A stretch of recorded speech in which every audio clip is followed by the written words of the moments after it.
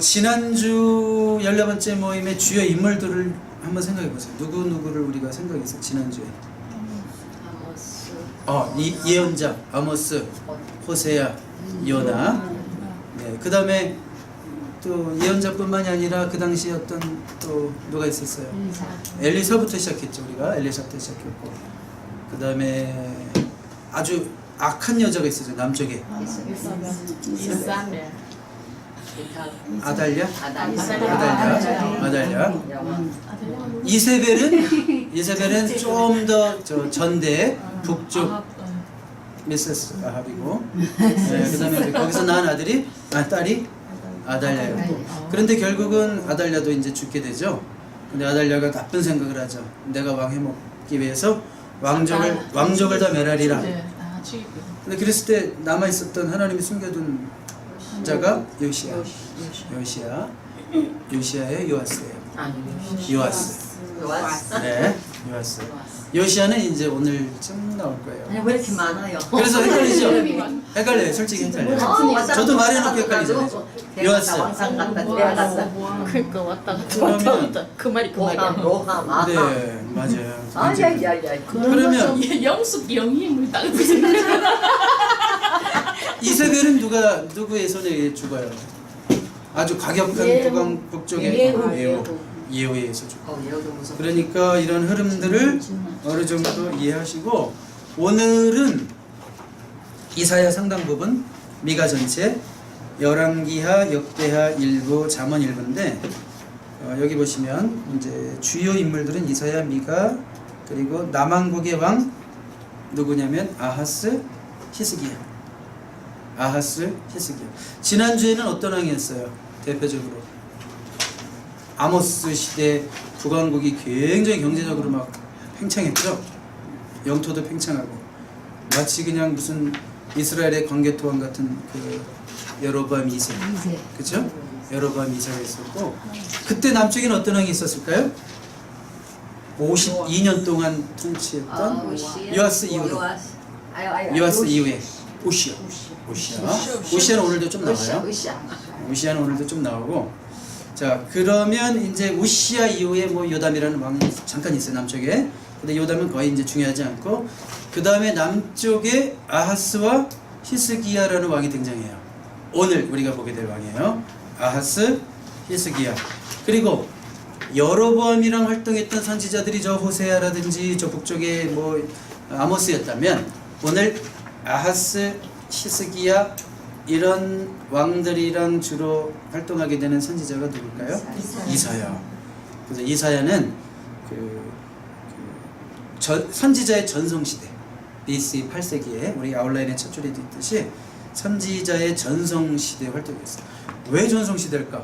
조금 아까 얘기했던 지난주에 다루었던 그 호세야, 아모스, 요나는 사실 뭐 선교사로 가긴 했지만 북쪽에서 시작했어요, 사실은. 그러니까 그 다 8세기, 그 요나가 한 780년 정도. 근데 이제 오늘도 여전히 8세기예요. BC 740년 정도에 이사야가 사역을 시작해요.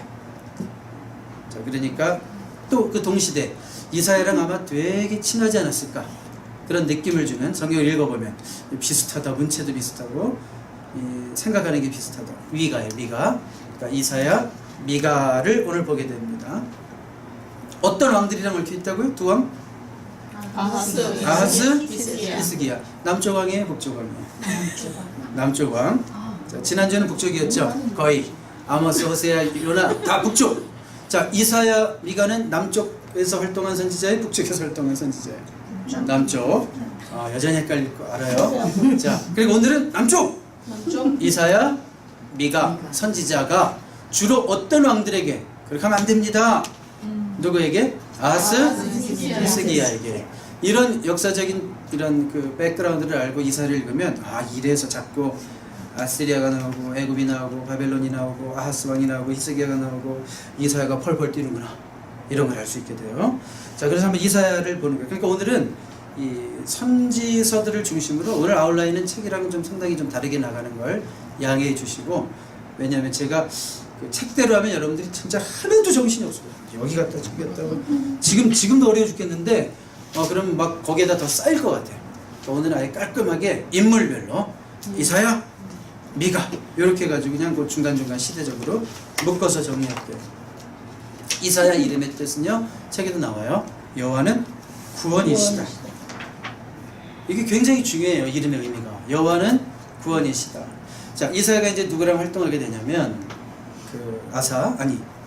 아하스 그리고 히스기야랑 이제 같이 영향을 주는 선지자로 활동하게 되는데, 그들에게는 여호와는 구원이 아니었어요.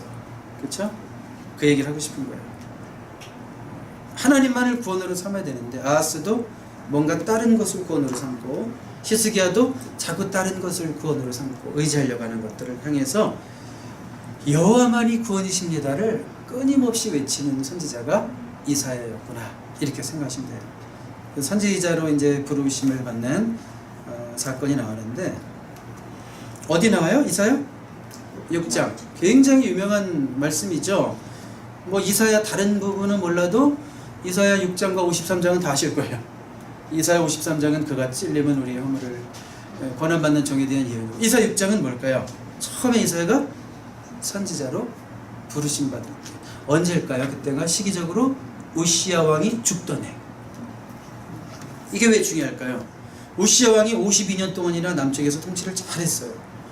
그 당시 북쪽에 여러 번 이세가 있었다면 남쪽에는 우시야가 있어서 그래도 굉장히 좀 솔로몬 이후로 전성기예요. 북쪽이나 남쪽이. 물론 북쪽은 영적으로 개판이었지만 남쪽은 또 나름대로 뭐 영적으로나 모든 면에서 우시야를 통해서 나라가 굉장히 다시 한번 올라오는 분위기인데, 우시야가 죽었어요. 그러면 국민들이 느끼는 정서가 어떨까요? 잘하던 왕이 갑자기 52년 한 70년 해주길 바랬는데 뭐 그러기 힘들겠지만 죽었단 말이에요. 그랬을 때 불안한 거죠. 그렇죠. 그때 하나님이 예비해 놓으셨던 선지자가 누구다? 이사야다라는 걸 알 수 있겠죠. 그래서 우리 그런 극적인 부르심이 있는데 한번 읽어볼게요. 자, 14님 보여요? 네. 네, 시작. 우시야 왕이 전에 내가 주께서 너희들을 보내 하셨는데 그 역제장에서 문전에 가득하였고 스랍들이 모시고 섰는데 각기 여성들에게 있어 그들로는 자기 얼굴을 가리었고 그들로는 자기의 발을 가리었고 그들로는 날며 서로 불러 이르되 거룩하다 만군의 여호와여 그의 영광이 온 땅에 충만하도다 하더라. 일단 여기까지만 읽어봐요. 우시야 왕이 죽던 해. 자, 사실은 이사야는요, 그 왕궁 선지자였어요. 그러니까 왕궁 선지자. 그러니까 을의 왕이랑 붙어있는 사람이에요. 왕에게 자문을 하는 그런 어떤, 미가가 반면에 평민들을 대상으로 활동했던 선지자라면 이사야는 이런 왕궁의 선지자였다는 거죠. 그래서 지금 그 늘 뭐 왕궁, 성전 이런 게 가깝습니다. 그 이사야에게는. 그래서 바로 그때도 뭐 하고 있었냐면 예배하고 있었죠. 이사야가 부름 받을 때는 이제 이게 본격적으로 부르심 받는 거죠. 제사장이라는 타이틀은 가지고 있고, 부모가 제사장이면 나도 제사장이고 레위직 가고 이러면 제사장일 수 있지만 하나님께 부름 받는 건 별개의 사건이죠. 그래서 바로 여기서 이제 예배하는 가운데 거룩하다 거룩하다 거룩하다 스랍들이 천사들이 이렇게 외치는 찬양하는 소리를 들었어요. 여기서 우리가 아이디어를 얻어가지고 만들어진 찬송가가, 우리 옛날 찬송가는 항상 1장이 그거였어요. 요즘은 좀 뒤로 가요. 그렇죠. 이거 근데 겁나는 찬송가죠. 하나님은 거룩하신 분이고 조금의 죄도 용납되지가 않는, 정말 우리와 완전히 구별되는 거룩하신 하나님. 그 찬송이 우리 찬송가에 1장에 있어서 1장에. 요즘도 그 찬송 해요? 가끔 했으면 좋겠어요. 우리 젊은이들이 이런 찬송 하면 거의 미치겠지만 지겨워서 그래도 좀 이렇게 가르쳐 줄 필요가 있어요. 우리 선조들은 이런 신앙을 가지고 이런 찬양을 했단다. 우리들이 니네 찬양 따라하니까 니네도 따라해, 뭐 이러면서 좀 우리도 그들 찬양을 좀 부르고, 그들도 이런 우리 지나간 시대의 찬양들을 부르면서 배웠을 때 영성이 있는 것 같아요. 거룩하신 하나님을 배웠을 때 하나님의 영광이 충만했다는 얘기예요. 4절에 보면 성전의 연기가 충만하더라. 자, 5절을 읽어봐요. 시작. 그때 내가 말하되 바로다 나여 망하게 되었도다. 나는 입술이 부정한 사람이요 나는 입술이 부정한 백성 중에 거주하면서 만군의 여호와이신 왕을 배웠음이로다 하였더라. 자, 거룩하신 하나님을 만났을 때 상대적으로 질적인 차이를 느끼는 거죠. 죄인이 거룩하신 하나님 앞에 섰을 때 나는 죄인이구나. 특별히 뭐가 부정하다고 느꼈어요? 입술이 부정하다고 느꼈어요. 그동안 내가 한 말들이 얼마나 하나님 보시기에 가증스럽고 나름대로 자기는 뭐 아주 뭐 멋있는 말 한다고 했는데 하나님 앞에 서니까, 거룩하신 하나님 앞에 서니까 너무 부끄러운 거예요. 죄인됨을 느꼈다는 거죠. 자, 근데 6절에 보니까 그때 그 스랍 중에 하나가 부젓가락으로 제단에서 집은 바 핀 숯을 손에 가지고 내게로 날아와서 그것을 내 입에 대며 이르되 보라, 이것이 내 입에 닿았으니 내 악이 제하여졌고 내 죄가 사해졌느니라. 뭐 진짜 불을 입술에 지졌다는 뜻은 아니고 이게 어떤 뭐 영적인 상징이죠. 이 죄가 사해지는 것을 불로 짓는 거예요. 여기 보니까. 자, 그러니까 여기 지금 여러 가지가 나와요. 아, 예배를 통해서 여기 이제 책에서도 소개를 하고 있는데 이사야 6장에서 보면 예배의 요소가 있다는 거예요. 첫 번째가 회개라는 거죠. 회개. 자, 이미 회개가 된 거예요. 나는 입술이 부정한 사람입니다. 그렇죠? 그 다음에 두 번째로 예배의 요소, 이 책에서도 소개하지만 하나님의 용서. 자, 입술에 닿았어요. 그 수치. 악이 제어해졌다. 죄가 사해졌다. 하나님의 용서죠. 자, 그 다음에요. 이 네 죄가 사해졌다라고 하는 것은 또한 선포예요. 하나님의 말씀의 선포. 그러니까 예배의 요소, 첫 번째 회개, 두 번째 용서. 악이 제하여졌고, 세 번째 죄가 사해졌느니라. 하나님 말씀 선포. 그러면 이제 뭐가 필요해요? 네 번째로는 인간의 결단이 필요해요. 순종과 결단. 8절을 같이 읽어봅니다. 시작. 내가 또 주의 목소리를 들으니 주께서 이르시되 내가 누구를 보내며 누가 우리를 위하여 알고 하시니 그때 내가 이르되 내가 여기 있나이다 나를 보내소서 하였더니. 이것도 우리가 너무 잘 아는 말씀이고 이걸 통해서 또 찬송 가사가 만들어졌죠. 주님 내가 여기 있사오니 주님 내가 여기 있사오나 강권사님을 보내소서. 이러지 않고 주님 내가 여기 있으니 나를 보내달라고 하는 나의 결단이 있죠. 그러니까 예배 앞에 인간의 결단과 순종이 없으면 온전한 예배가 될 수 없는 거죠. 그래서 우리가 드리는 매주일 예배도 그러니까 다 그게 포맷이 있는 거예요. 그래서 예배 부르심 있고 예배 가운데 참회 기도가 있잖아요. 회개라는 요소가 중요하기 때문에. 그 다음에 목사님들을 통해서 말씀이 하나님 말씀을 대연, 선포하는 거죠. 선포. 그러면 그 말씀을 들은 우리들의 반응은 뭐예요? 마지막으로 말씀대로 살겠습니다. 순종하겠습니다. 그런 결단이 있는 거고 그런 순종이 있는 거죠. 그래서 예배의 네 가지 요소를 우리가 이사야가 선지자로서 정식으로 부르심을 받는 그 기사 속에서도 우리가 그런 예배 네 가지 요소를 볼 수 있구나. 뭐 있죠? 회개, 용서, 선포, 결단과 순종. 네 가지라는 거 기억하시기 바랍니다. 자, 우리가 그럼 시대적 배경과 왕들의 정책을 잠깐 보겠는데, 자, 이사야가 아까 몇 년부터 활동했다 그랬어요? BC 740년. 그러니까 8세기 대략 하면 알겠죠? BC 8세기. 근데 이사야는 60년 동안 활동했어요. 길게. BC 740년부터 BC 680년까지. 아주 길게. 뭐 어떤 책에는 39년 뭐 이런 식으로 나오는데 여러분 외우기 쉽게 740부터 BC 680까지 60년을 살겠대요. 여러분 한 목회자가 담임 목사 한 60년 하면 많이 한 거죠? 네, 많이 한 거예요. 그런 성도님들이 목사님 그만하세요. 이럴 것 같은데 이사야는 60년을 했어요. 근데 그 시대는 생각해보세요. 어떤 나라가 그 주변을 평정하고 있었을까? 그 당시에 강국이 어디였을까? 그 중동에 배하고 있었던 아스리아. 성경 표현으로는 아시리아. 자, 생각해봐요. 북왕국은 이제 뭐 우리 지난주에도 이미 망한 거 막 그걸 봤는데 BC 722년에 망했죠. 그러니까 이사야가 활동하고 조금 있다가 북왕국은 날아가죠. 자, 그때 누구를 통해서? 아시리아를 통해서. 그러니까 아시리아가 강국이라는 거죠. 모든 나라가 다 아시리아 막 품에 들어오는 시대였어요. 그러면서 고대 근동을 벌벌 떨게 했었던 그런 시대였고, 그 다음에 여러분 이제 아시리아 다음에 우리가 성경에서 중요한 나라가 바벨론이죠. 바벨론이 그 당시가 이제 신흥 강국으로 부상하기 시작하는, 슬슬 이제 아주 다제국주의의 어떤 그런 냄새를 풍기는 나라들이에요. 나중에는 좀 정책을 바꾸기도 하지만. 그래서 아수르에 좀 대항할 만한 나라가 이제 바벨론이었고, 그 다음에 성경에 늘 나오는 나라 있죠. 애굽. 이집트, 애굽.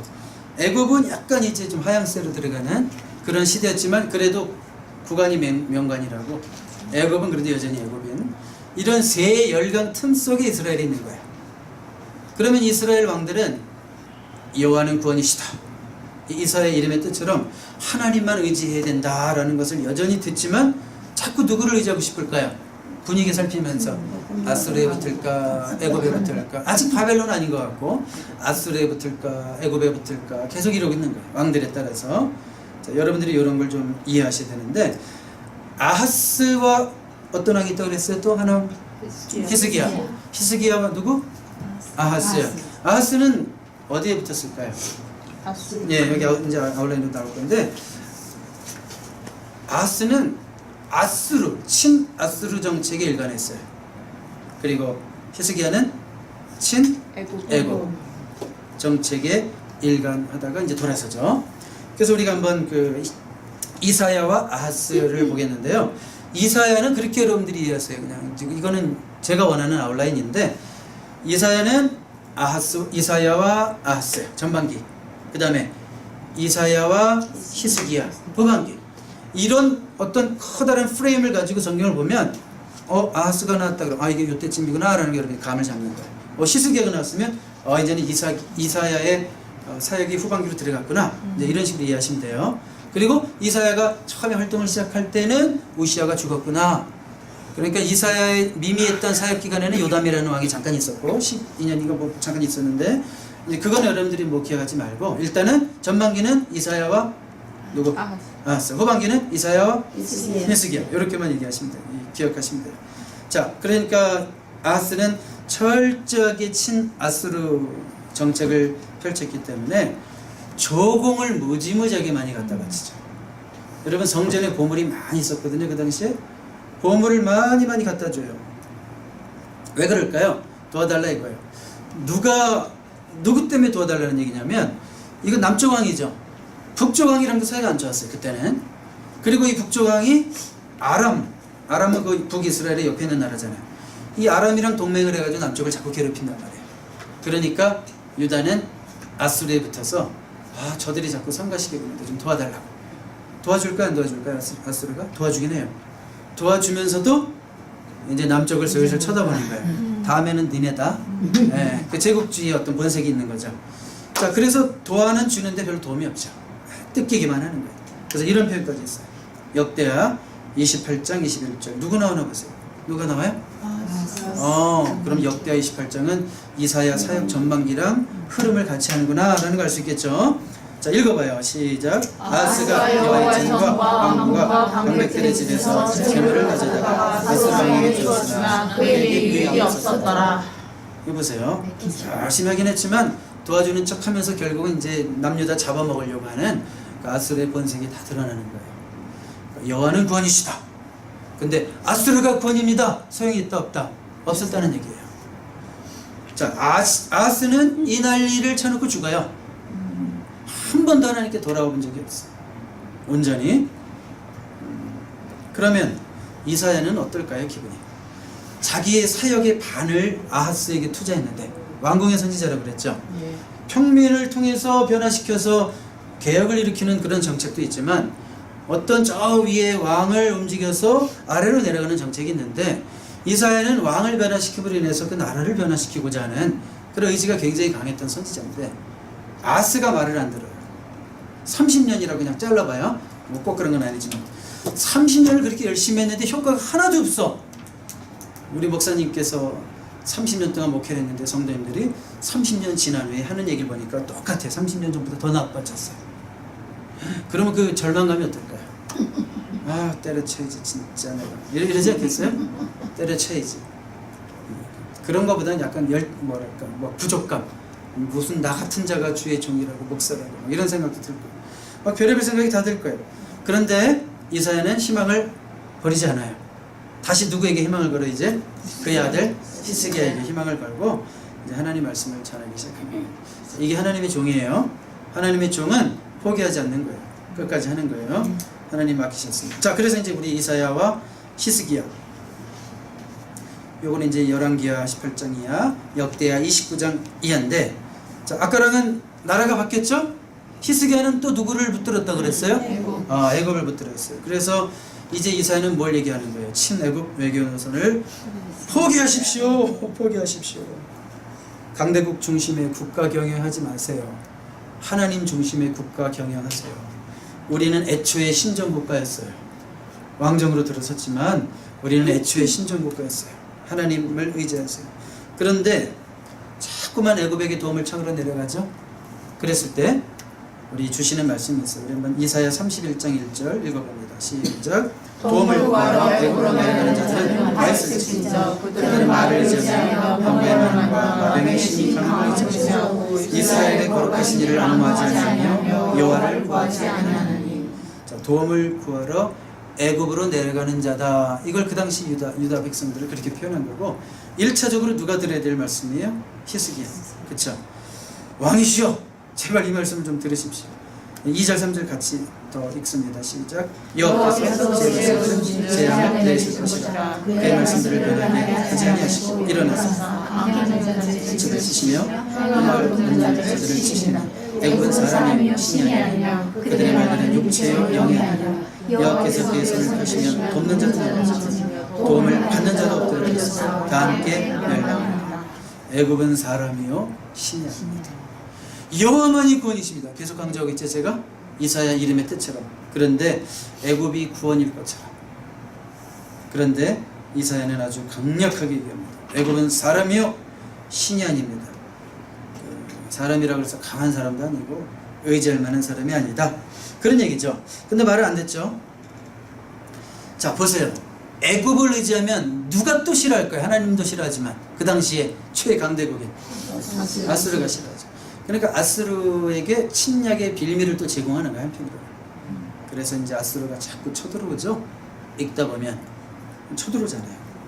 그 히스기야 왕 때 막 쳐들어오는 얘기 막 여러분 많이 봤죠, 이미? 지난주에도 봤어요. 자, 그러니까 그냥 막 위협을 당하니까 히스기야가 지혜비랑 똑같은 일을 해요. 아하스랑 아버지에게 배운 것들을 그대로 실천해요. 막 굴욕적인 편지 쓰기, 또 뭐 이제 조공 막 갖다 바치고, 나중에 없으니까 어디를 긁어요? 왕궁의 벽들을 긁어요. 막 금들을 다 긁어가지고 다 갖다 주죠.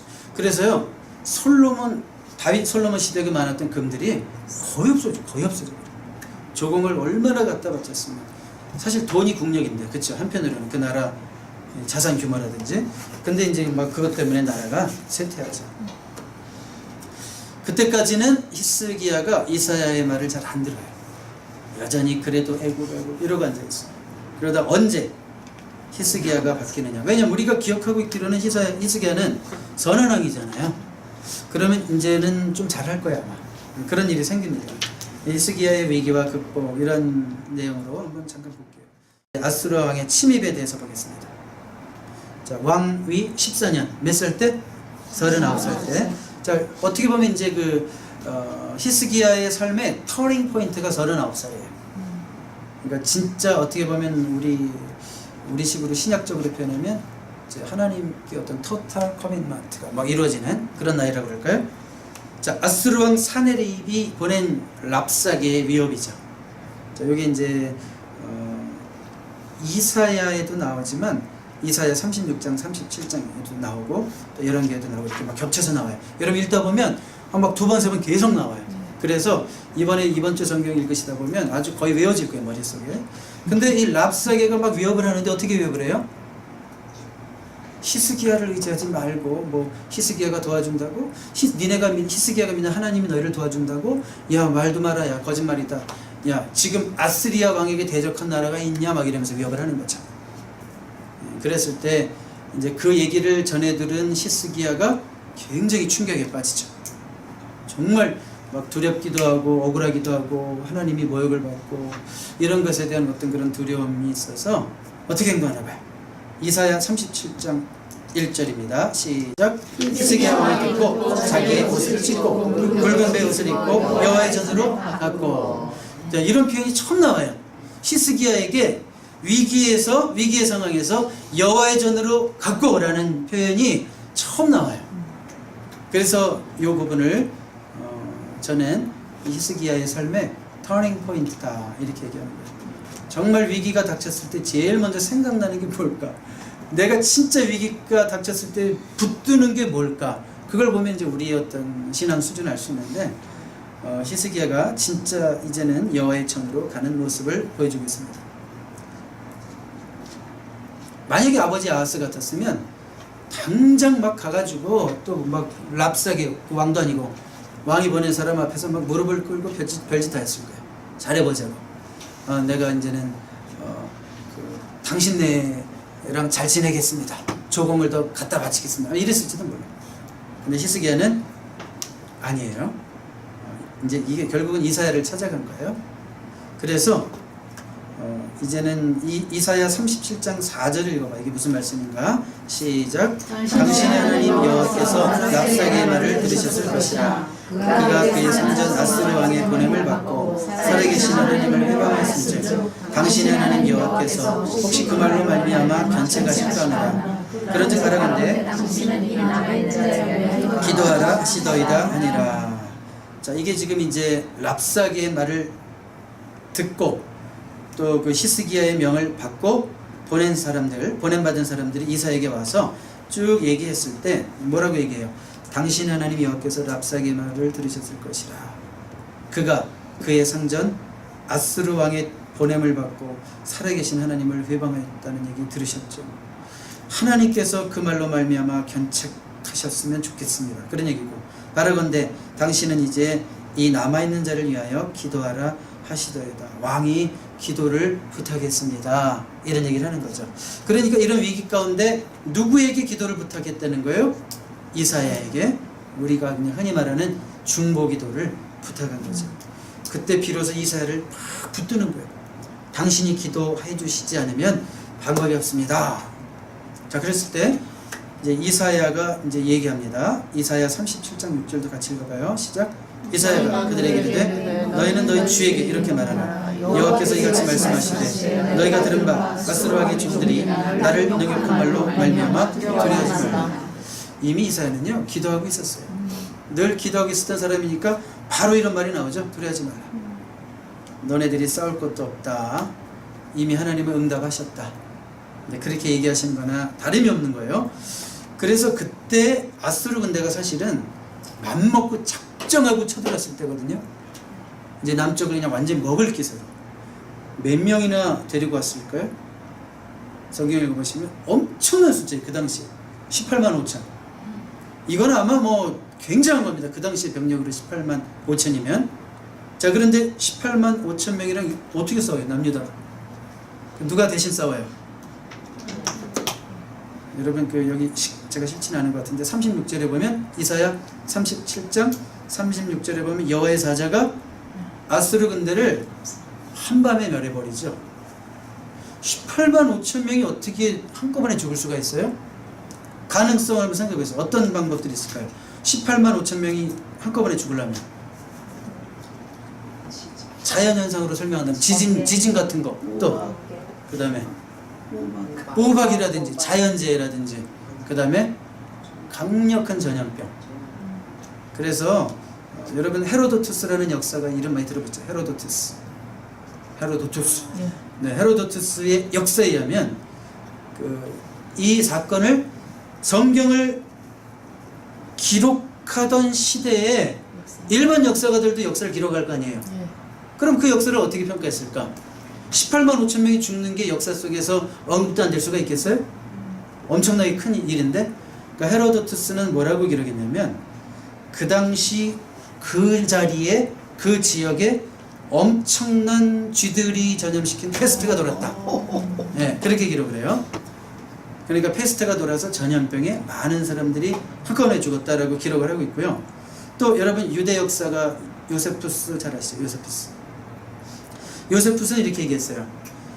하룻밤에 수많은 쥐떼가 나타나 아수르군의 활과 그 밖의 무기를 갈기갈기 쪼아놓았다. 자, 요세푸스는 직접, 물론 뭐 헤로도투스도 뭐 그 당시에 기록했다기보다는 조금 시대가 지나긴 했지만 자료들을 모아서 기록한 내용을 보니까 비슷하죠. 일반 역사가들의 그런 기록도 비슷하단 말이에요. 그러니까 결국은 이 18만 5천 명을 죽이는데 동원된 건 뭐예요? 쥐예요. 그 쥐는 누가 동원시켰어요? 그 쥐들은 누가 굶기셨을까요? 쥐들이 미치지 않고서 그렇게 많은 쥐가 모일 수가 있어요? 네. 참 하나님의 역사는 때로는 아주 신기한 일이 있죠.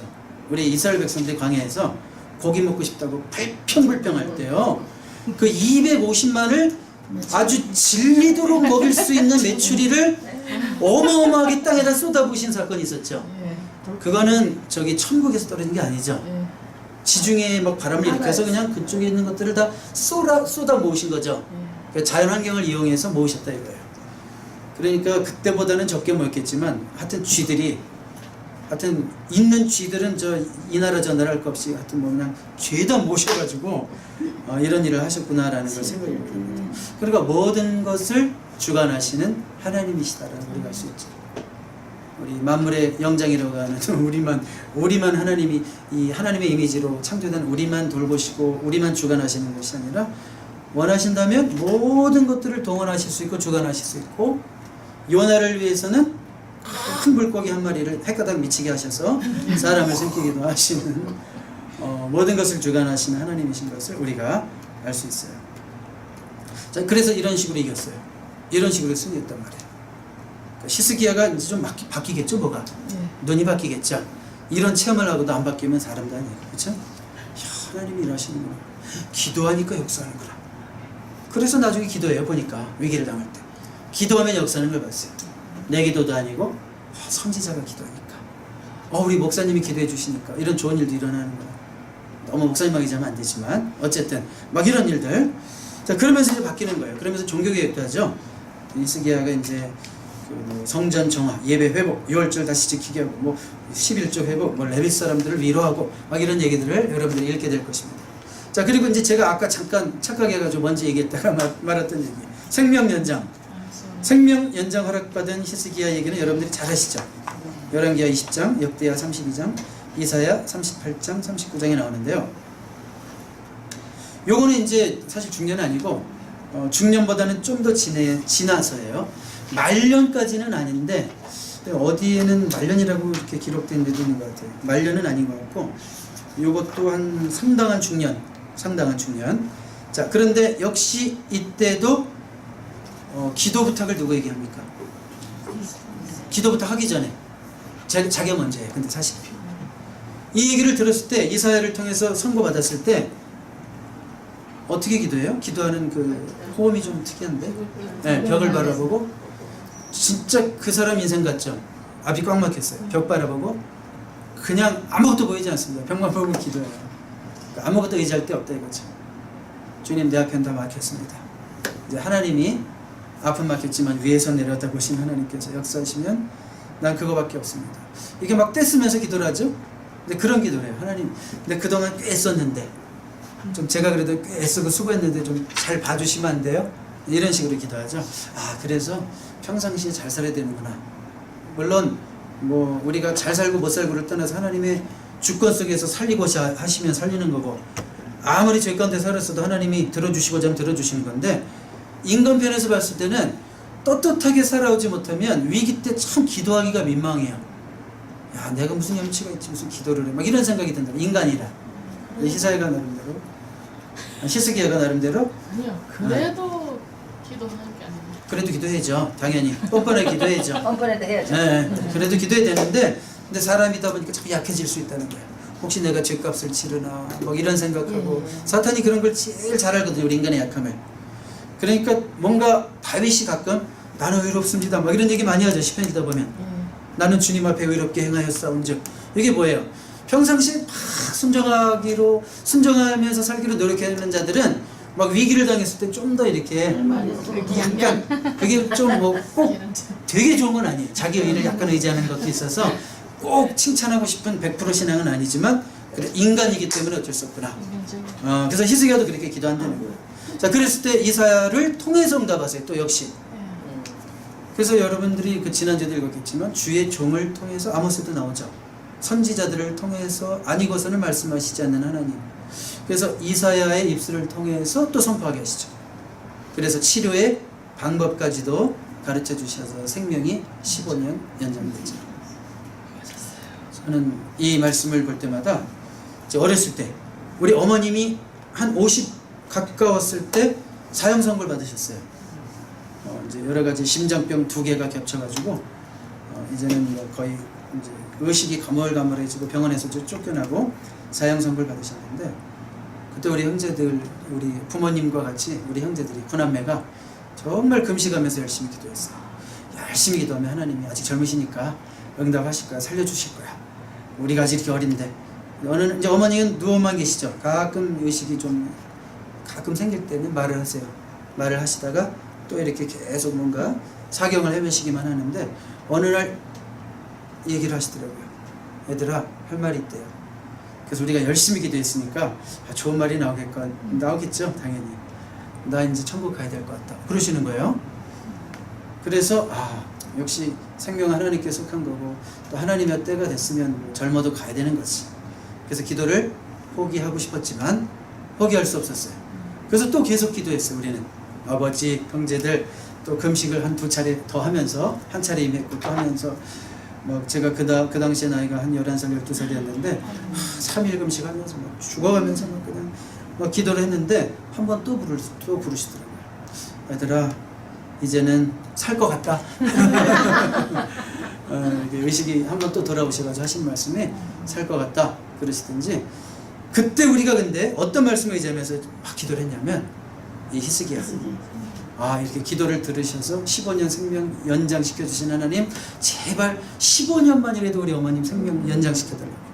제가 장가갈 나이쯤 될 때까지만이라도 15년만이라도 제발 연장시켜 달라고 그렇게 열심히 기도했는데, 40년 정도 살아 계시잖아요 지금. 80만으로 87세니까. 네, 그래서 하나님, 그래서 우리 어머니는 덤으로 한 25년 이상 사시는 거예요. 15년도 덤으로 사셨고. 그러니까 우리 죽고 사는 것은 하나님의 주권이고, 그건 하나님의 소관이지만, 그렇지만 우리가 히스기야를 통해서 배우는 것은 생명의 위기 앞에서도 우리가 할 수 있는 것이 기도구나. 하나님의 뜻이 있으면 살 수 있지만 하나님의 뜻이면 살려주세요, 이게 아니구나. 살려달라고 간절히 이렇게 내가 살고 싶다면, 아직 하나님, 나 지금 가기에는 내가 할 일이 아직은 아닌데, 내가 정말 살고 싶다면 진짜 간절히 기도해야 되는구나. 응답하실 때까지 기도해야 되는구나. 그런 우리가 도전을 받기를 바랍니다. 자, 그래서 우리 이제 생명 연장을 받은 히스기야까지 갔고요. 자, 이사야는 몇 장까지 있어요? 1장부터 66장까지 있는데, 여러분 솔직히 예언서들은요 아웃라인을 만든다는 게 좀 형식입니다. 왜냐하면 이게 이렇게 뭐 역사적으로 탁 이렇게 뭐 이렇게 오거나이즈를 시켜놓진 않아요. 예언서라는 거는 그냥 상식적으로 생각해 보세요. 하나님께서 말씀하신다, 하나님께서 말씀하신다 그러잖아요. 그러니까 예언서들이 들은 말씀을 막 그냥 그 감동 가운데 적어 내려간다고 생각해 봐요. 두서가 없죠. 어떨 때는 막 이방 나라를 향한 심판의 말씀이 막 나오다가 갑자기 북왕국으로 갔다가 남왕국으로 갔다가 막 왕에게 주는 개인적인 말씀으로 갔다가, 이게 시대적으로도 그래서 이 책에서도 보면 여기저기 막 나눠서 읽게 해놨어요. 그래서 이 부분에서 이 성경이 없으면 진짜 힘들어요. 그래서 이 성경을 통해서 읽을 수밖에 없는데, 그래서 이런 이 예언서를 읽을 때는 깔끔하게 아웃라인화 되지는 않아요. 그런데 대략 나눈다면 심판과 회복, 이런 식으로 심판과 회복. 그래서 항상 전반부는 주로 심판, 후반부는 회복, 이런 식으로 많이 간다는 걸 여러분들이 기억하시고, 이사야도 완전히 엑스클루시브리 한 건 아니지만 1장부터 39장까지는 주로 심판에 대한 말씀이고, 40장부터 66장까지는 주로 회복에 대한 말씀이다. 이제 그렇게 보시면 돼요. 그래서 성경의 축소판이라고 하죠. 왜요? 성경이 몇 권이에요? 토탈? 66권인데 구약이 36권이고 신약이 27권이라 우리는 39, 27. 네, 구약이 39, 신약이 27. 그래서 39, 27 합치면 66권. 그래서 이사야가 왜 성경의 축소판일까요? 앞부분은 주로 뭘 다룬다고요? 심판. 구약 성경이 신약에 비해서는 심판에 대한 얘기가 더 많죠. 예. 그리고 신약이 구약에 비해서는 회복에 대한 말씀이 더, 성취에 대한 말씀이 더 많죠. 그래서 이사야도 그런 식으로 되어 있기 때문에 야, 꼭 성경의 축소판 같구나 라고 우리가 얘기하는 거예요. 근데 이제 우리 아까 특별히 40장부터 뭐가 많다고 그랬어요? 이사야 40장부터 회복에 대한 말씀이 너무너무 많고, 여러분 성경 좀 아시는 분들은 정말 좋아하는 말씀들이 그냥 어디다 몰려있냐면 이사야 40장 이후에 엄청나게 많이 몰려있어요. 정말 좋은 말씀들이 많죠. 떨지도 말고. 네, 쫄지도 말고 떨지도 말고 어떤 그 누구더라? 김만은 목사님인가? 목사님. 쫄지도 말고 자, 그래서 위로의 말씀들을 우리가 한번 읽어보는데 이게 어떤 위로일까? 그걸 생각해 봐야 돼요. 이 성경이 쓰여지는 것은 BC 8세기잖아요. 그 시대적인 상황이.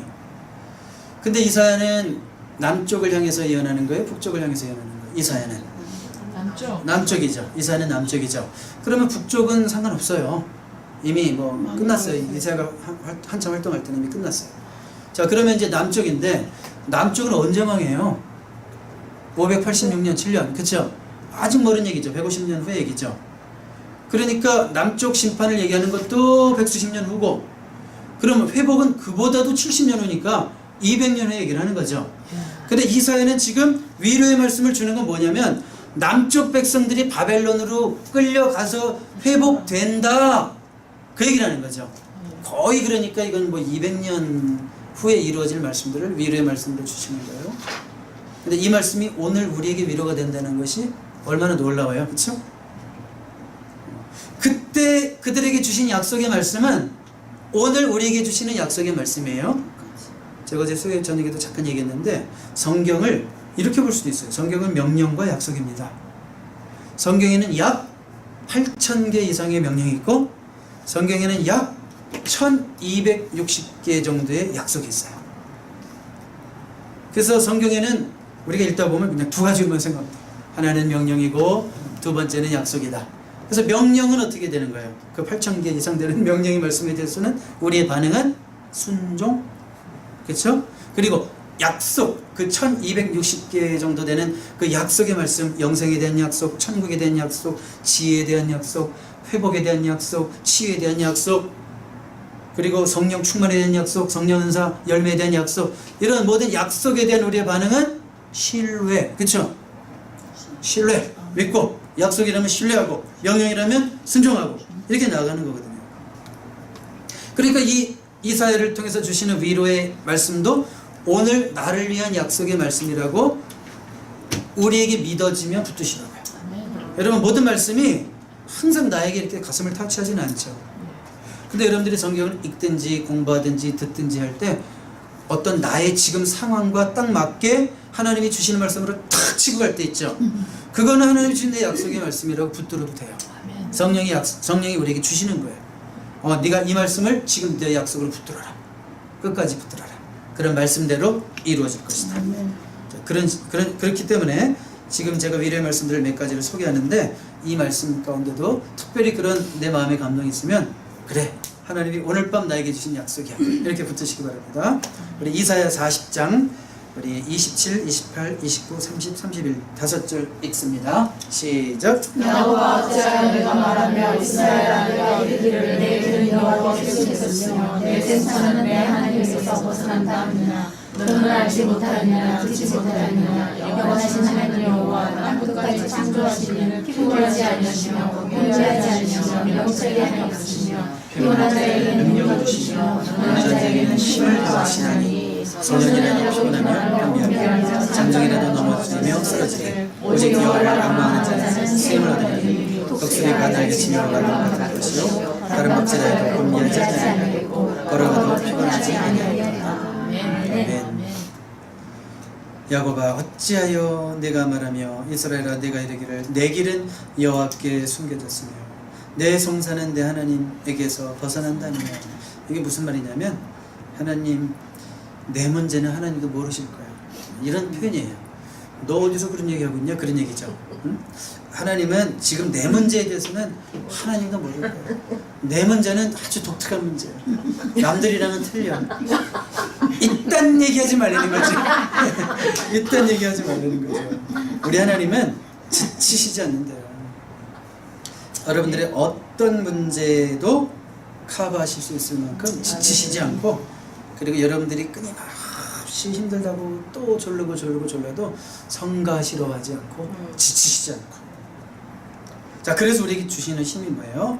여호와를 앙망하는 자는 쓰임을 얻으리니 독수리가 날개치며 올라감 같을 것이요. 시련 가운데 독수리는 바람을 타고 날른다며요. 네. 그 폭풍 가운데 다른 새들은 다 추락할 때 독수리만은 비상한 다음에 바람을 타고. 자, 이 말씀이 진짜 힘이 될 때가 여러분에게도 있지 않아요? 한 번 주어지고 끝나는 약속은 아니에요. 계속 인생 가운데 반복해서 주실 수 있는 약속이다. 그러니까 저 유학 초기가 굉장히 힘들었던 시기 중에 한 번 있었어요. 그 유학 초기에는 진짜 너무 몸만 아프고 에너지도 없고 영혼 안 들리고 너무 힘들고 돈도 없고 아무것도 없을 때.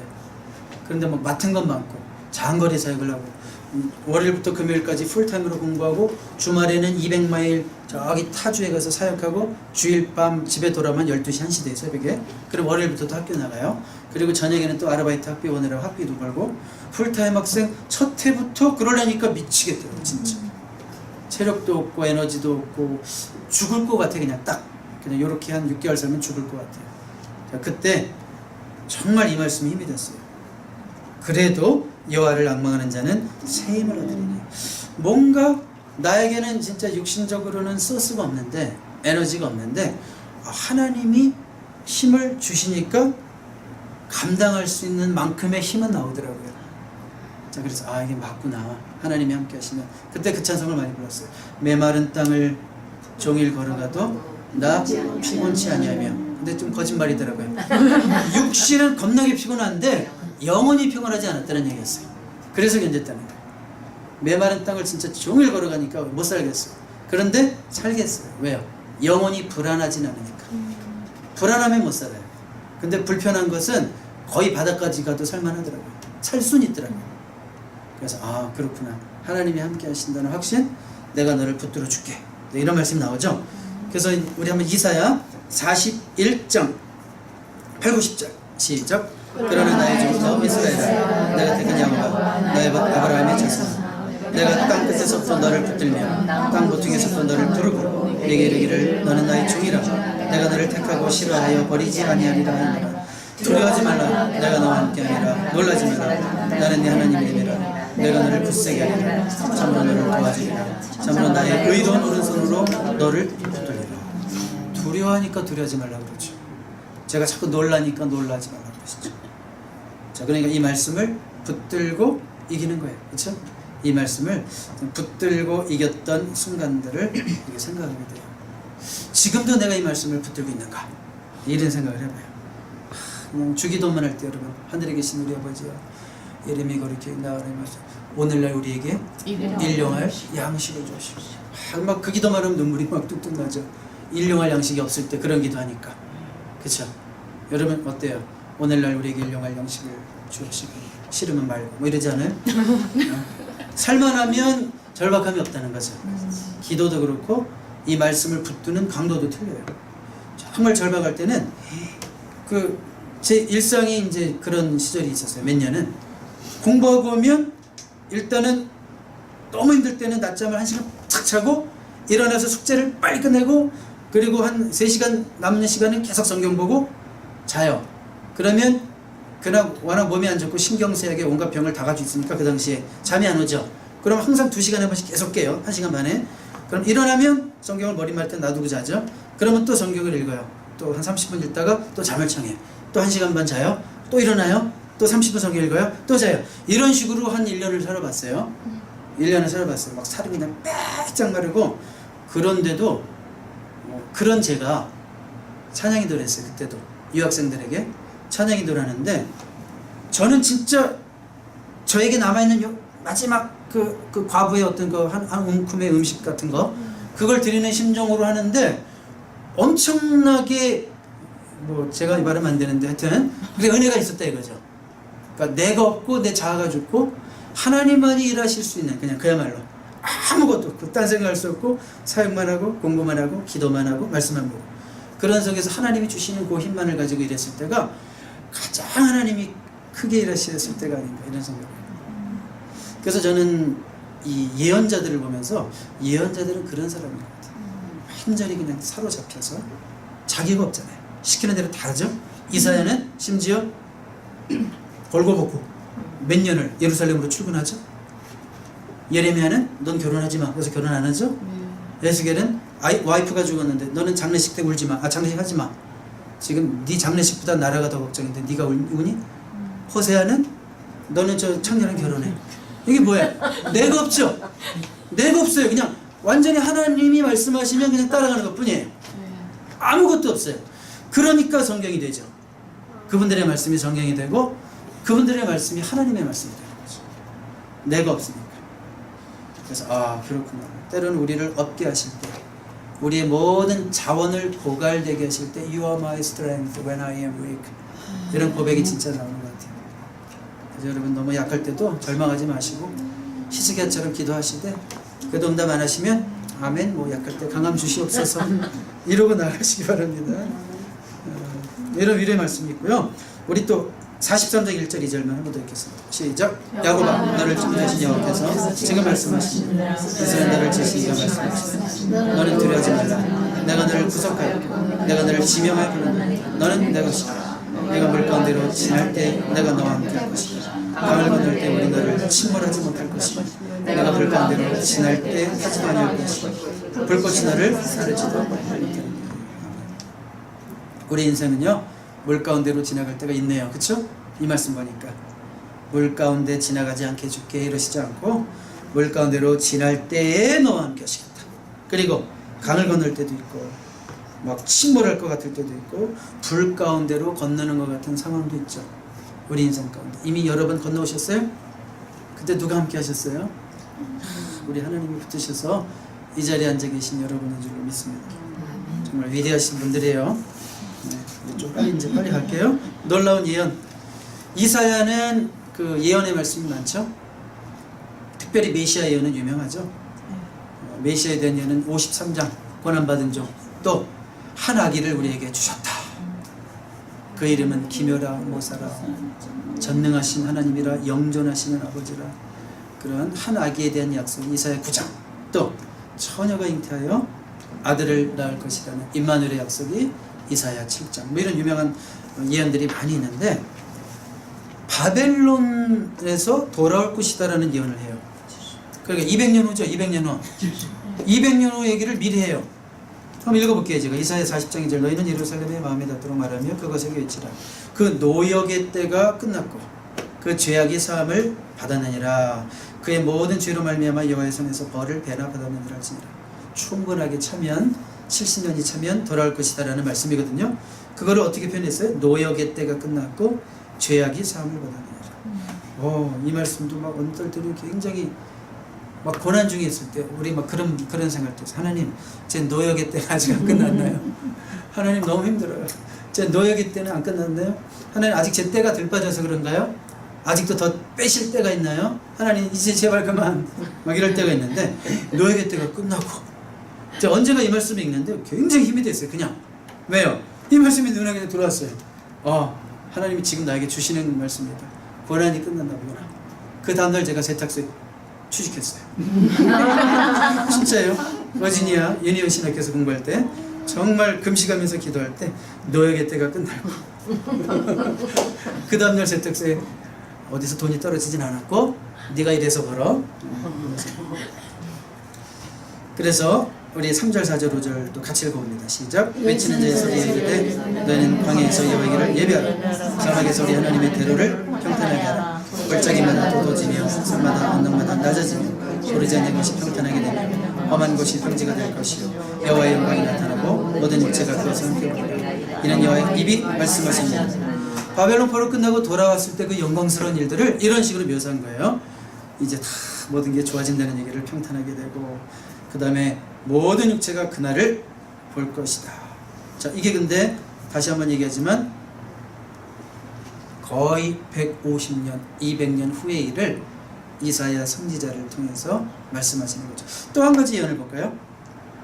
한 가지 더 볼까요? 이사야 44장 28절과 45장 1절만 읽겠습니다. 같이 합니다. 시작. 고레스에 대한 이르기를 내 목자라 그가 나의 모든 기쁨을 성찬이라 예루살렘에 대한 이르기를 중건하리라 하며 성전에 대하여는 내 기초가 놓여지지 자니라.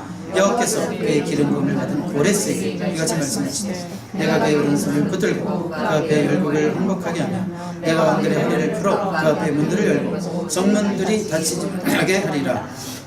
고레스는 언제적 사람이에요? 자, 어느 나라 사람이냐면 페르시아. 여러분 에스라 성경 읽으면 에스라 제1장에도 나와요. 고레스가 칙령을 내려서 포로 생활을 다 마치고 이제 이스라엘 백성이 돌아가는 200년 후의 얘기를 이사야가 얘기하는데 200년 후에 통치하게 될 왕의 이름까지 얘기하고 있죠. 고레스. 그렇죠? 고레스. 아까 제가 요세푸스라는 역사가 얘기했죠. 요세푸스는 이사야보다 이제 700년 후에 살았던 유대인 역사가 1세기에 살았는데 그 사람은 이제 가버먼트에서 돈을 받아서 이제 쓰는 사람이에요. 그러니까 최고의 실력가라는 얘기고, 그리고 정부의 바른 역사를 보고해야 되는 사람이에요. 그러니까 허튼 얘기했다가는 잘리는 거고 죽임을 당할 수 있는 사람이죠. 그래서 그가 역사를 굉장히 요세푸스의 역사에서는 모든 신학생들의 필수예요. 이렇게 두꺼운 몇 권이 있는데, 자, 그가 이런 얘기를 했어요. 이사야의 이 부분까지도 기록했어요. 이사야의 이 부분 44장 45장을 기록했는데 어떤 내용이 나오냐면 이 성경을 기록하고 200년 후에 고레스가 이 성경을 읽었다라는 걸 기록해요. 200년에 고레스가 이걸 읽었다. 근데 고레스가 보니까 누구 이름이 나와요? 미친 거 아니야 이거? 뭐지 이거? 뭐지? 그래가지고 내가 무슨 일을 해야 할지를, 이 성경의 권위를 인정했기 때문에 내가 무슨 일을 해야 할지를 알고 자극을 받아서 이스라엘 백성들의 귀환을 허락했다. 그러니까 이게 뭐 정책적으로 보면 뭐 포용 정책이고, 그 전까지는 바벨론은 뭐예요? 거기 이제 막 붙들어 놓고 자기 나라 중심으로 하는 거예요. 근데 페르시아가 나라가 바뀌면서 고레스가 왜 갑자기 이렇게 정책을 확 바꿨을까? 여러 가지 이유가 있지만 그가 성경을 접하고 자기 이름을 발견하고 하나님의 뜻이 이미 2000년 전에 계시된 것을 200년에 봤다라는 것을 유대인 역사가 요세푸스가 기록했다라는 것을 제가 하고 있는 얘기가 아니라 요세푸스가 얘기했다라는 것을 제가 여러분들에게 전달하고 있는 거예요. 네, 정확하게 전달을 해야 되기 때문에. 그러니까 참 이런 걸 보면서 근데 이런 걸 또 믿기 싫은 사람들은 어떻게 얘기할까요? 에이 뭐 후대에 가서 쓴 거 아니야 막 이런 식으로 얘기하겠죠. 그러니까 그런 것들을 잠식시키기 위해서라도 하나님께서 이런 역사가들의 기록을 남겨두신 거죠. 뭐 헤로도투스라든지 요세푸스라든지 이런 역사가들을 통해서 일반 역사가 서포트를 해줘야 될 거 아니에요, 좀. 그러니까 옛날에는 뭐 기록 사가들이 많지 않았기 때문에 많은 자료가 없는 중에도 가장 유명한 그래도 헤로도투스, 그런 요세푸스 이런 역사들을 통해서 성경의 히스토리시티 역사성이 많이 이렇게 지원을 받고 있다라는 걸 말씀드리는 겁니다. 그래서 이사야를 여러분들이 이제 이번 주에 다는 안 읽어요. 상당 부분을 읽게 된다라는 거. 그래서 오늘 제가 진도를 좀 더 나간 부분이 있다면 뭐 히스기야는 사실은 다음 주에 더 많이 나와요. 이번 주에도 나오지만. 그래서 여러분들이 조금 미리 보는 내용도 있고, 제가 뭐 워낙 간략하게 얘기했으니까 여러분들 이사야 이제 이번 주에 읽는 데만도 몇 시간 걸린다는 거 각오하시고 읽으시고 은혜 많이 받으시고, 오늘 막 위로의 말씀을 이런 것들은 아마 다음 주에 나고 아니면 더 나중에 가서 포로 회복기의 말씀이니까 또 읽게 될 겁니다. 자, 그럼 이제 미가로 넘어가겠습니다. 네, 이제 미가는 조금 빨리 할게요. 자, 이사야와 동시대 선지자. 선지자의 전성기가 언제였다? BC 8세기. 네, 북쪽에서는 호세야, 아모스, 요나. 이렇게 얘기해도 기억이 안 날까봐 자꾸 얘기하는 거지. 북쪽에 8세기 누구? 호세야, 아모스, 요나. 그리고 남쪽은 이사야, 미가. 그거요, 잘 생각 안 나잖아요. 그러니까 비슷하게 이사야랑 비슷하게 시작했는데 이사야보다는 짧게 했고요. 아까 좀 틀리죠? 이사야는 왕실에서, 그리고 미가는 평민들을, 어떤 목사님은 도시에서, 어떤 목사님은 시골에서, 어떤 목사님은 세계 최고의 도시 라스베가스에서, 어떤 목사님은 저 아프리카 불모지에서. 누가 귀하고 누가 천하고 이런 거 있어요, 없어요? 하나님이 보내신 자리에 있는 게 가장 행복한 거예요. 하나님이 보내신 자리에 있는 게 가장 행복한 거고, 하나님이 내가 보내신 자리에 있으면 여러분 자녀가요 가장 잘 됩니다. 난 학군 따라갈 거야, 난 무슨 일 있어도 뉴저지 가서 살 거야. 그것이 나의 욕심이 돼서 한번 살아보세요. 자녀들이 더 잘 되나? 잘 될 수도 있겠지만 그래요? 아니 그러니까 제가 하고 싶은 맞다 공부. 직접 산 증인이나 이거예요? 어쨌든 그러니까 하나님이 보내신 자리에서 있는 것이 가장 행복해요. 하나님이 허락해 주신 사람이랑 하나님이 보내신 곳에서 사역하는 거. 자, 그런데 이제 미가는 조금 제가 볼 때는 특징이 좀 약해요. 특징이 없는 선지자다. 왜냐하면 좀 다른 선지자들에 비해서 메시지가 확 오는 게 좀 없어요. 그리고 미가 성경 퀴즈할 때 맨날 5장 2절만 얘기해요. 베들레헴 탄생을 뭐 예언한 미가. 그 다음에 퀴즈 낼 게 없어. 그러니까 아모스 그러면 여러분 좀 생각나야 돼요. 아모스 그러면 막 정의를 외치고 공의를 물같이 정의를 하수같이 이 바산의 암소들아 배 터져 죽느냐 막 이러면서 막 강하게 얘기하잖아요. 그러니까 왠지 좀 강하게 느껴지는. 호세아 그러면 돌아오라 품어줄게 창조도 막 품어주는 그런 하나님의 그 막 심정을 잘 표현하는. 그리고 요나 그럼 어떤 느낌이 들어요? 요나 말도 안 듣고 하여튼 좀 까다롭고 딴지 걸고 지밖에 모르고 지나라밖에 모르고 뭔가 이런 특징들이 확 있는데 비가 잘 생각이 안 나요.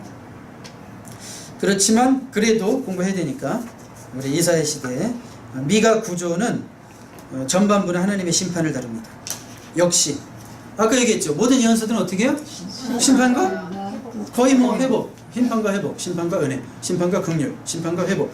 그 전반부는 이제 심판을 다루는데 왜 심판을 받았어야 되는가? 백성들의 문제가 많았어요. 자, 백성들의 문제는 미가서 2장 6절과 11절에 나타나는데요. 한번 읽어봅니다. 시작. 그들이 말하기를 너희는 예언하지 말라. 이것은 예언할 것이 아니거늘 욕하는 말을 그치지 아니한다 하는도다. 사람이 만일 허망하게 행하며 거짓말로 이르기를 내가 포도주와 독주에 대하여 네게 예언하리라 할 것 같으면 그 사람이 이 백성의 선지자가 되리로다. 너희는 예언하지 말라. 이것은 예언할 것이 아니요. 저기 뭐예요? 듣기 싫은 얘기 하지 말라는 거예요. 백성들은 자기 좀 비위에 맞는 자기들 귀에 좀 이렇게 듣기 좋은 얘기만 듣기 원하는 거죠. 여러분 듣기 싫은 설교도 들어야죠? 아멘. 네. 근데 듣기 싫은 설교만 하는 목사도 문제예요. 균형이 있어야 되겠죠. 근데 어쨌든 이렇게 자기 비위에 맞춰주는 그런 설교자만 찾았던 시대였다. 백성들은. 뭐 지도자들은 그럼 어땠을까?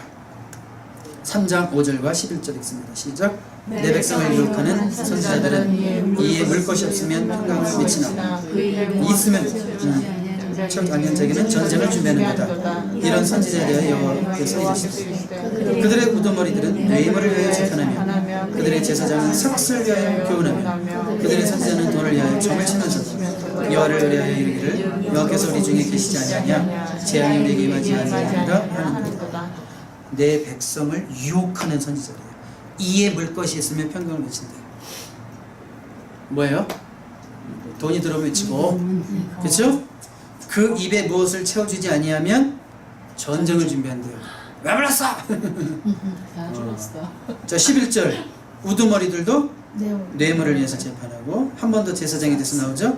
삭슬 위해서 교훈하고 돈벌이니까 오늘 3탕 떼야지 뭐 이런 거. 저 1시간밖에 못합니다. 4탕 떼야 됩니다. 그러니까 삭슬 위해서 교훈하며. 저 봐요. 선지자는 돈을 위해서 점을 치는 것도 이상한데 돈을 위해서 점을 치고 이렇게 얘기한대요. 그러면서 하는 말은 여호와를 의뢰하여 이르기를 여호와께서 우리 중에 계시지 아니하냐 재앙이 우리에게 임하지 아니하리라. 돈 받고 좋은 얘기 해주고 꼭 무당 같죠? 네. 네? 돈 받고 좋은 얘기 해주고 다 괜찮을 거야.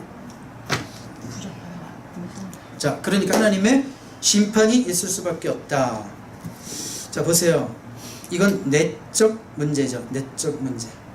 외적으로 외세의 위험만 있는 게 아니에요. 항상 나라가 망할 때는 외적인 위협이 있는 거면 내적인 문제가 있는 거예요. 외적으로는 어떤 위험 요소가 있다면 내적으로는 잘못된 false prophet, 그렇죠. false shepherd, 잘못된 지도자가 있다는 거예요. 그래서 심판을 받게 되고요. 미가 후반부는 뭘 다룬다? 하나님의 긍휼. 심판을 받게 되면 더 이상 하나님의 말씀을 듣게 되지 못한다. 성전도 없어질 것이다. 그런데 나중에 회복이 되면 성전이 다시 서는 것을 보게 될 것이다. 그 음성을 다시 듣게 될 것이다. 그런 말씀이 바로 4장 1절 2절이죠. 같이 읽어봅니다. 시작. 훗날에 이르러는 여호와의 전에 산이 있고 산들의 꼭대기에 굳게 서며 작은 산들에 뛰어나고 민족들이 그리로 몰려갈 것이라. 그 많은 이방 사람들이 가며 이르기를 보라 우리가 여호와의 산에 올라가서 야곱의 하나님의 전에 이르자. 그가 그의 도를 가지고 우리에게 가르치실 것입니다. 우리가 그의 길로 행하리라 하리니 이는 율법이 시온에서부터 나올 것이요 여호와의 말씀이 예루살렘에서부터 나올 것입니다. 이제 다시 전이 서는 것을 보게 될 것이고 말씀을 듣게 되는 것을 그런 날들을 맞이하게 될 것이다. 언제 이루어져요? 스룹바벨을 통해서 조슈아가 예수아가 또 스룹바벨이 에스겔이 느헤미야가 이런 사람들이 활동할 때 이제 성전이 다시 세워지고 하나님의 말씀이 다시 선포되어질 것이다라는 200년 후에 회복의 약속을 하시는 건데, 근데 이 말씀 어디서 많이 본 것 같지 않아요? 오라 우리가 여호와의 산에 올라 하나님의 전에 이르자. 자, 이런 찬양으로도 만들어졌는데 또 어디서 본 것 같아요? 이사야에도 똑같이 나와요. 이사야 전반부에 보면 똑같이 나와요. 자, 같은 시대라고 그랬죠? 그러면 이사야랑 미가랑 똑같은. 한번 우리 회동합시다. 참 제에서 고생이 많으십니다. 미가 선지자. 왕궁을 한번 오시죠. 또 만나서 큐티하고 커피 한잔 하면서, 커피는 아니겠지만 뭐 그러면서 큐티도 했겠죠 둘이. 그런 교제를 많이 나눴던 것 같아요. 그러니까 이런 말씀이 같은 메시지가 있잖아요. 같은 메시지. 어떻게 같은 메시지가 있을까요? 하나님이 똑같은 말씀을 주셨다 이런 할 말이 없지만 그래도 이건 좀 아닌 것 같지 않아요? 같은 말씀이 있다는 것은 이사야와 미가는 분명히 같은 시대였기 때문에 교류가 있었을 것이다. 그런 생각을 해보게 됩니다. 자, 그리고 이제 회복이니까 구원자가 오셔야 되는 거예요. 구원자. 자, 모든 성경은요, twofold, threefold예요. 그 수천 년 전의 예언이 어느 한 역사의 시점에 이루어지고, 그리고 마지막 메시아 예언과 마지막 종말의 때로 이루어지는. 그러니까 여러분들이 이제 예언에 대해서 정확하게 신학적으로 공부를 하면 twofold, threefold의 예언이다라는 걸 보게 되는데, 자, 그래서 미가서 5장 2절이 결국은 이것이 그 바벨론 포로에서 회복되고 뭐 그때 또 새로운 왕들이 서고 이런 것을 넘어서서 마지막 때 예수님 오실 때 예언인데 한번 읽어봐요. 시작. 베들레헴에브라다 너는 유다 족속 중에 작을지라도 이스라엘 다스릴 자가 내게서 내게로 나올 것이다. 그의 근본은 상고의 영원의 내기라. 자, 1세기 동방 박사들이 별을 보고 예수님을 찾아서 예루살렘을 헤맵니다. 그래서 그때 막 왕들에게 가고 뭐 헤롯에게 물어보고 유대인은 왕으로 오십니까? 어디로 오십니까? 이랬을 때 그때 1세기 학자들이 성경학자들이 스크라이브들이 학자들이 뭐라고 그랬어요? 우리가 알기로는 우리가 성경에 기록된 것으로 알기로는 마지막 때 유대인의 왕이 메시아가 베들레헴에서 오신다고 미가 선지자를 통해서 기록했습니다. 그러니까 이미 1세기에 이 미가 선지자의 예언을 알고 있었죠. 모든 학자들은 다 능통한 학자들은 성경을 벌써 보는 눈이 있었어요. 그럼에도 불구하고 알면서도 그들은 메시아를 영접하지 못했지만, 자, 그러니까 이것이 성경을 통해서 한번 1세기에 예수님의 메시아 예언인 것이 확증됐고 오늘날 우리가 이렇게 또 배우고 있는 거죠. 그 다음에 이제는 마지막으로 하나님께서 여러 가지 미가서를 통해서 말씀을 주셨을 때 이제 백성들의 결단이 있습니다. 그것이 유명한 미가 6장 6절 7절 8절. 미가서에서 제일 유명한 구절은 5장 2절 6장 6절 7절 8절이에요. 우리 한번 같이 읽어봐요. 시작. 내가 무엇을 가지고 여호와 앞에 나아가며 높으신 하나님께 경배할까? 내가 번제물로 1년 된 송아지를 가지고 그 앞에 나갈까? 여호와께서 천천히 쓰시는 나만의 강물 같은 기름을 기뻐하실까? 내 영혼을 위하여 내 마다들을 내 영혼의 죄로 말미암아 내 몸의 열매를 드릴까? 사람아, 주께서 선한 것이 무엇임을 내게 보이시나니 여호와께서 내게 구하시는 것은 오직 정의를 하며 인자를 사랑하며 겸손하게 내 하나님과 함께 하는 것이다. 황소를 드림보다 진정한 노래를 기쁘게 받아주시는 주님이라는 그런 찬양도 있고요. 우리 아모스도 그런 얘기를 했죠. 내 노래를 그칠지어다. 내 비파 소리를 그칠지어다. 네가 드리는 모든 거 구역질난다. 그 중심이 없고 삶의 변화 없이 내 앞에서만 드렸다고, 그리고 네 멋대로 살고 이 세상은 이렇게 돌아가는 것을 반감만 하는 너네 모습들이 더 이상 아주 이제 보기가 싫다. 그렇게 얘기했었는데 미가도 그런 얘기를 하고 있죠. 응? 천천의 수양, 만만의 강물 같은 기름 다 중요하지만 중심이 없고 삶의 변화가 동반되지 않는 예배는 드리지도 마라. 좀 내 노랫소리를 그쳐라. 찬양 좀 그만해라. 그런 삶이라. 그렇게 얘기하시는 거죠. 그래서 하나님이 진짜 원하시는 것은 정의를 행하며 인자를 사랑하며 겸손하게 내 하나님과 함께 행하는 것이다. 본질적인 내적인 변화가 우리 어떤 프랙티컬한 삶의 변화로 이어져야 된다는 겁니다. 여러분 왜 이번 주에 근데 잠언을 조금 읽게 될까요? 오늘 우리 어떤 왕을 다뤘어요?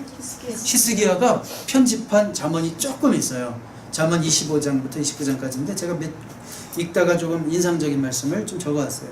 잠언 26장 11절 한번 읽어볼까요? 시작. 개가 그 더한 것을 도로먹는 것 같이 미련한 자는 그 미련한 것을 거듭 행하느니라. 이 말씀을 읽으면서 다시는 개가 되지 말아야지. 다시 한번 결심을 했어요. 그 다음에 27장 10절 시작. 내 친구와 내 아비의 친구를 버리지 말며 내 환난 날에 형제 집에 들어가지 말지어다. 가까운 이웃이 먼 형제보다 나아. 네, 요 특별히 마지막 말씀을 읽으면서 가까운 이웃이 먼 형제보다 낫구나. 저에게는 가까운 성도들이 참 나에게는 가장 가까운 이웃이구나. 그런 생각을 했습니다. 옆에 계신 분들이 먼 형제보다 나아요. 그런 고백이 있길 바래요. 자, 우리 잠언 27장 14절 시작. 이른 아침에 큰 소리로 자기 것을 죽어가면 도리어 저주같이 여기게 되리라. 제발 좀 지혜 있고 센스 있게 좀 살아라. 축복한다고 그래서 옆집 자고 있는데 그냥 축복해요! 네, 센스 있게 살아. 하나님이 우리에게 지혜를 주셔야 돼요. 지혜. 배사의 지혜가 있어요. 한 가지 잠언 27장 14절 마지막 시작. 내 양떼를 부지런히 살피며 내 소유에게 마음을 두어라. 비즈니스 하는 사람에게는 내 사업터일 수도 있고 또 우리 뭐 직원들일 수도 있고 또 우리 가정에서는 양떼가 우리의 자녀들일 수도 있고 솥대가 우리 목회하는 자들에게는 목사님들에게는 우리 성도님들일 수 있고 그래서 부지런히 살피라. 마음에 딴 데 두지 말고 정말 나에게 제일 중요한 자들이 누구인지 그들을 늘 살피고 기도하라. 그런 말씀으로 받았습니다. 오늘 수고하셨습니다, 여러분.